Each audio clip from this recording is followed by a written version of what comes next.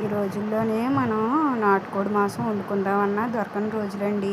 అందుకేనండి నేను బొంతకోడి తెప్పించి 4-5 విజిల్స్ వచ్చేదాకా ఉడికించండి కూర వండుకుంటున్నానండి.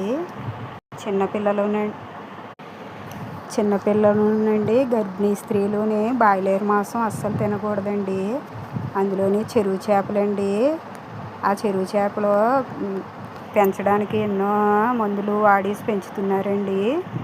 అలాగే కొట్ల మీద అమ్మే పాల ప్యాకెట్లను అస్సలు వాడకూడదండి. ఏది ఎలాగున్నా మనం తినే ఫుడ్ అంతా కల్తీయేనండి. ఈ కూర వండుతుంటే మా చెల్లెలు గారి అబ్బాయి ఫోన్ చేసాడండి, పెద్దమ్మ నేను భోజనం చేయడానికి వస్తున్నానని.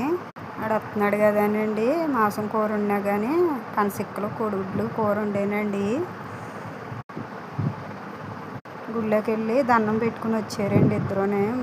అంటే వాళ్ళ ఆవిడని కూడా తీసుకొచ్చాడండి. లోపల కూర ఉడుకుతుంది.